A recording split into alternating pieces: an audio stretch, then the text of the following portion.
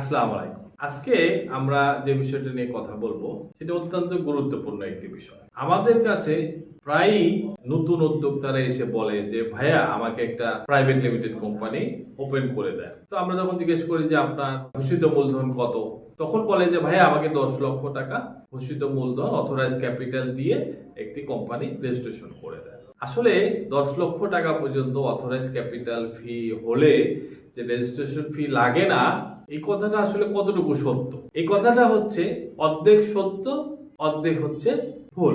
সেটি কিরকম যে 10 লক্ষ টাকা পর্যন্ত অথরাইজ ক্যাপিটাল ফি হলে আপনার কোনো রেজিস্ট্রেশন ফি লাগবে না, অর্থাৎ একটা প্রাইভেট কোম্পানির রেজিস্ট্রেশন ফি করতে কোনো টাকা লাগবে না, এই কথাটি সত্য। কিন্তু আর কি কোনো ফি দিতে হবে না? এই প্রশ্নের উত্তরটা কিন্তু আমাদের জানা দরকার। তাহলে চলুন আমরা একটু দেখি যে আর আসলে কোনো ফি লাগে কিনা। তাহলে আমরা যদি RJSC লিখে সার্চ দেই, তাহলে দেখবো যে আমরা খুব চমৎকার একটি ওয়েবসাইটে ঢুকে গিয়েছি, যেটা নাম হচ্ছে যৌথ মূলধন কোম্পানি ও ফার্মসের পরিদপ্তর। এখানে খুবই চমৎকার ভাবে একটি ফি ক্যালকুলেটর দেয়া আছে, যেটি ব্যবহার করতে কোনো পয়সা বা টাকা লাগে না।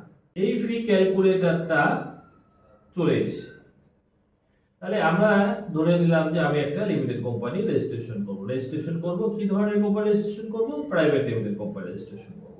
আমার অথরাইজ ক্যাপিটাল কত ছিল? 10 লক্ষ টাকা। এইবারে আমরা যদি একটু দেখি যে দেখেন যে আপনি যে বলেছিলেন যে 10 লক্ষ টাকা অথরাইজ ক্যাপিটাল হলে একটি প্রাইভেট লিমিটেড কোম্পানি রেজিস্ট্রেশন করতে কোনো টাকা লাগে না, সেটি একদমই সত্য। অর্থাৎ রেজিস্ট্রেশন ফি হচ্ছে একদমই শূন্য। কিন্তু নিচে আরো কি যেন ফি দেখাচ্ছে, চলেন দেখি। রেজিস্ট্রেশন ফাইলিং ফি, এটার জন্য আমাকে 1200 টাকা দিতে হবে।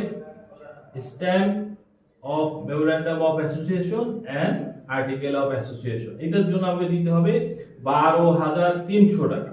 এছাড়াও সার্টিফাইড কপি যেটা আমাকে দিবে মেমোরেন্ডাম অফ অ্যাসোসিয়েশন এবং ফর্ম 12 এর, সেটার জন্য আমাকে দিতে হবে 1520 টাকা। সব মিলে আমাকে দিতে হবে 15,020 টাকা। এছাড়াও কিন্তু আমাকে 15% ভ্যাট দিতে হবে। তাহলে আমরা এতক্ষণ যেটি দেখলাম যে 10 লক্ষ টাকা অথরাইজ ক্যাপিটাল হলে যে রেজিস্ট্রেশন ফি লাগে না, সেই কথাটি কিন্তু সত্য। এছাড়াও কিন্তু আমাকে আরো অন্যান্য ফি বাবদ 15,020 টাকা দিতে হবে, সাথে কিন্তু আমাকে আরো 15% ভ্যাট দিতে হবে। এই কারণে কেউ যদি বলে আপনাকে যে ভাই চলেন আমরা একটা 10 লক্ষ টাকা অথরাইজ ক্যাপিটাল দিয়ে একটি প্রাইভেট লিমিটেড কোম্পানি রেজিস্ট্রেশন করে ফেলি, আমার মনে হয় প্রথমেই আপনার এই বিষয়ে রাজি হওয়া উচিত হবে না। প্রথমে আগে বিষয়টি জানুন, বিস্তারিত জানলে তারপরে যদি আপনার মনে হয় যে আপনার কোম্পানির সাথে একটি প্রাইভেট লিমিটেড কোম্পানি খোলা উচিত, তারপরে আপনি উদ্যোগ নিন। সাথে থাকবেন, ভালো থাকবেন, ধন্যবাদ।